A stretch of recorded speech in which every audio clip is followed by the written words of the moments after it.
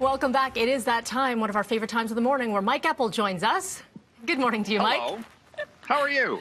I'm just trying to inject a little bit of optimism. We always have chats over the break, and you always seem down, Mike. I want to bring you right on up. No, that's not true. That's not true at all. You just said Thursdays are not your fave. Thursdays, again, we had this poll, Mel.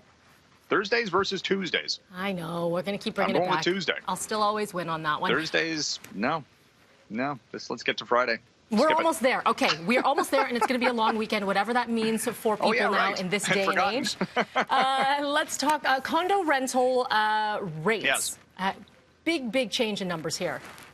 Yeah, well, you know what? The market has shifted. You've got a whole bunch of Airbnb short-term rentals that are coming into the long-term rental market. You've got people staying put.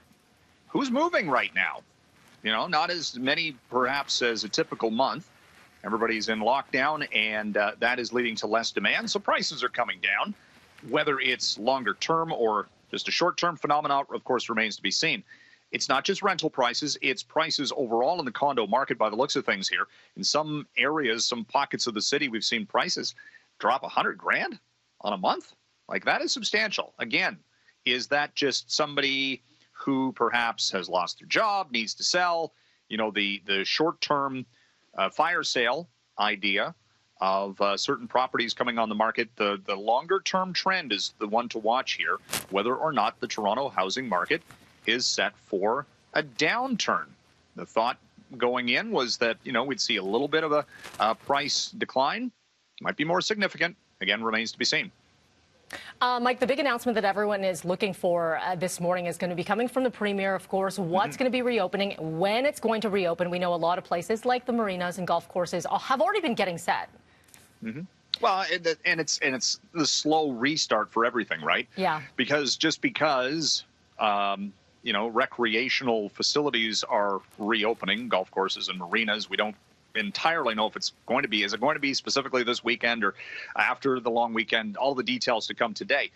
These operations are still going to be running at very low sales levels. There's no banquets. There's no weddings. There's no corporate events. Things like that would be a typical revenue generator for a golf course, for example. Same things for yacht clubs and such. So, you know, it's like everything else. It's the slow and gradual restart of businesses. Get a little bit of sales activity going. Are we back up to where we were? Not even close. And that is going to be, again, the longer-term path forward here for regardless of the industry, right? I was going to say, even small things like when they do reopen, there will be no beer cart. There's going to be, you know, a lot of small pieces of income that they rely on not happening, right? No clubhouses. Yeah. None of that. Yeah. Okay, finally, we just got time for General Motors. They're starting to move again. Yeah, they're going to reopen most of their facilities early next week. Some have already seen a recall of workers. The Mexico truck plant, though, for GM restarts on Monday. And that is a cash cow for General Motors because trucks and SUVs are their bread and butter, where they make the biggest profit margins. So once we see that going, and it's General Motors and all of the other automakers are all looking at next week for a restart for most of their facilities. Slowly, you know, we got to get everybody back on the lines and the new safety protocols in place. It'll be interesting, though, to see, Melanie, how fast the dealerships will reopen full scale. They're sort of, again, by appointment. Are the inventories there? The used market, they say, might actually see more vehicles coming in because leases are being extended because the car dealerships don't want anybody bringing back their vehicle right now. So that might lead to a changing dynamic going forward.